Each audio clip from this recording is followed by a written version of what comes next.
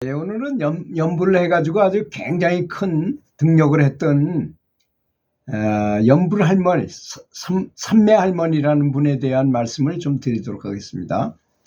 물론 이건 뭐 제 얘기가 아니고 문수성행록이라는 글에 나오는 이야기를 좀 각색해서 말씀드리도록 하겠습니다.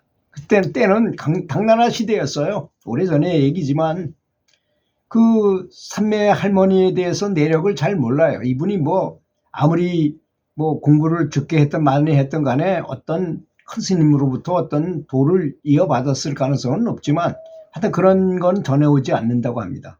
그러니까 서기 766년서부터 777년까지가 이렇게 살아 계실 때였었다고 하는데, 이때가 우리나라 신라시대 때 이때쯤 되겠죠.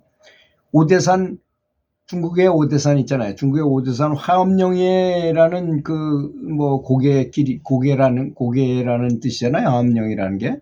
거기에 있으면서 이 양반이 한번 참선을 해가지고 선정에 들면 일주일 만에야 일어나더라는 것입니다.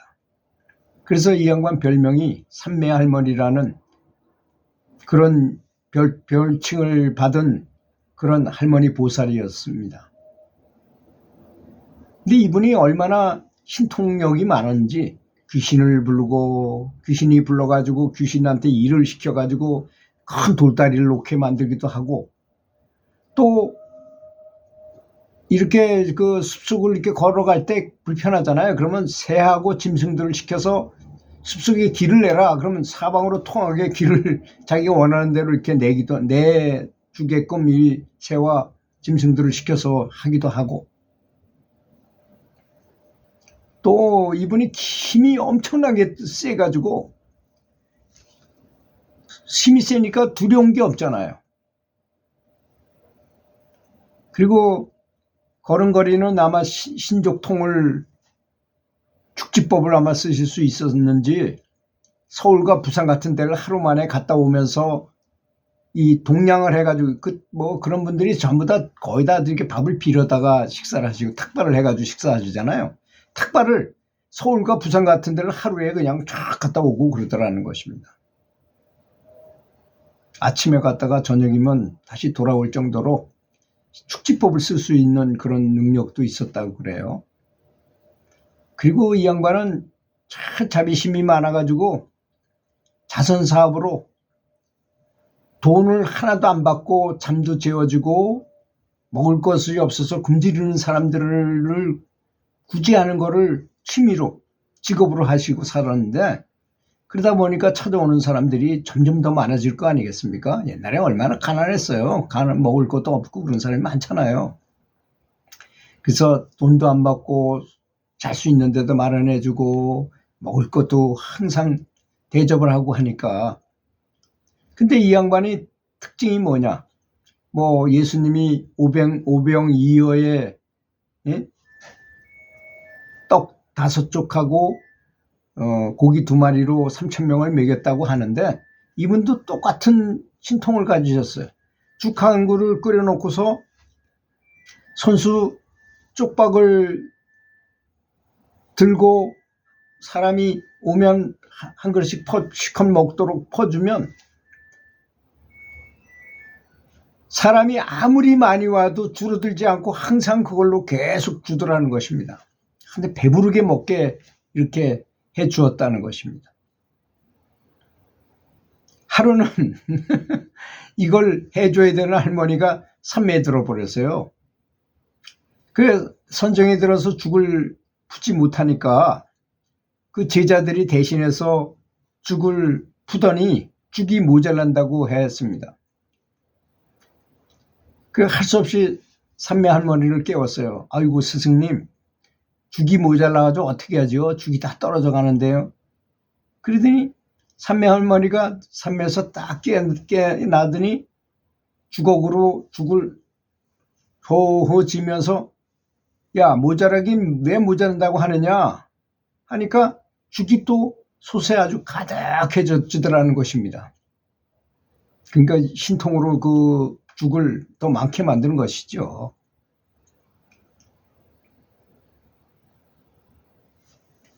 그리고는 이렇게 배부르게 사람들한테 대접을 하고는 그 사람들에게 여러분, 지금 우리가 살아있는 이 현실이 불타는 집과 같습니다. 굉장히 고통스럽고 어렵고 살기 어려운 이런 곳이 아니겠습니까? 여기 와서 저희가 있는 이곳에 와서 밥을 더 먹고 뭐 이렇게 하면서 부처님과의 인연을 맺도록 하십시오 하면서 연불하기를 권장을 했다 그럽니다. 아미아불탑을 연불을 하십시오. 그러면 죽을 때는 반드시 극락왕생을 하게 되고 뭐 이런 말을 아주 굉장히 많이 하니까 사람들이 밥 시커 얻어 먹고 배가 부른 상태에서 할머니가 말하는 말씀을 잘 들을 거 아니겠습니까? 그래가지고 굉장한 인기를 끌고 많은 사람이 찾아오게 되는 거예요. 근데 얼마 뒤에 항상 호사다마라고 이런 진리를 펼치고 좋은 말을 하게 되면 반드시 마구니가 활동하기 마련 아니겠습니까? 그래서 이상한 말이 전해져 가지고 거기에 있던 군수가, 그 지역을 관할하던 군수가 아주 요망한 할망구가 사람들을 혹세무민한다고 잘못 생각해 가지고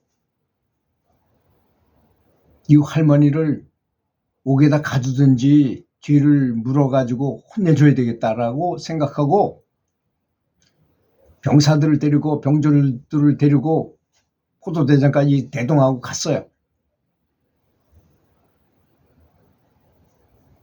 그랬더니 삼매 할머니가 제자들에게 미리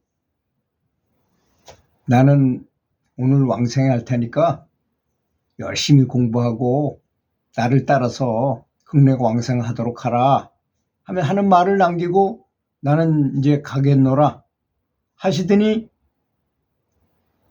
커다란 반석 위에 이렇게 서가지고 합장을 하시더니 그냥 선태로 그냥 돌아가신 거예요. 그리고는 누가 화장을 할 필요도 없이 스스로 저절로 불이 나서 화장이 되고 죄만 남기게 되더라는 것입니다.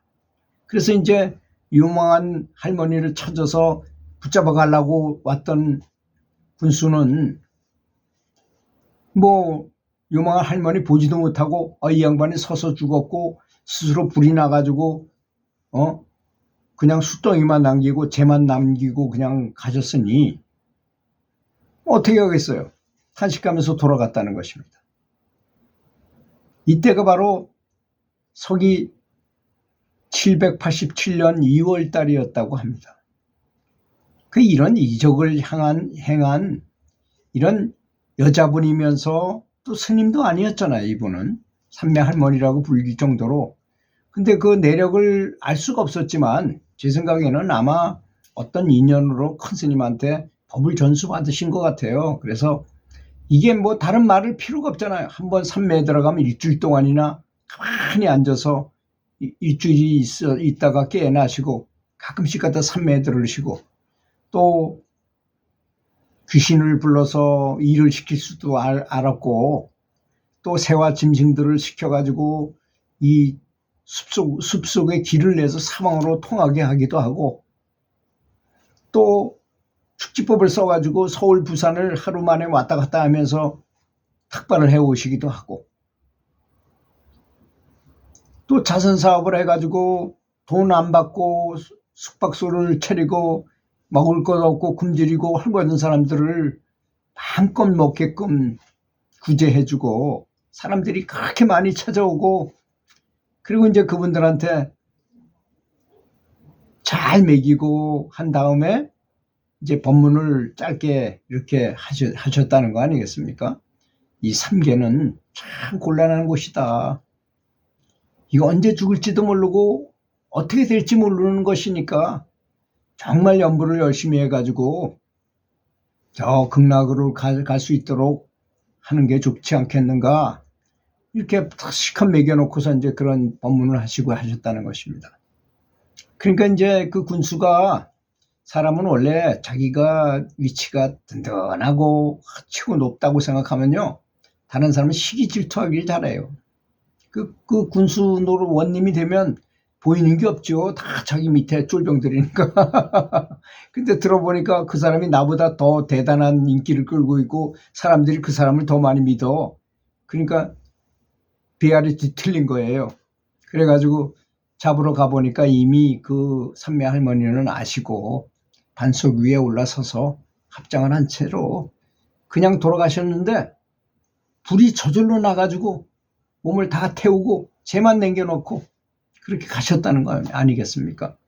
참으로 이런 이적을 행하신 이런 수많은 용상 대덕들이 많았다는 사실을 알고 염불을 하면 반드시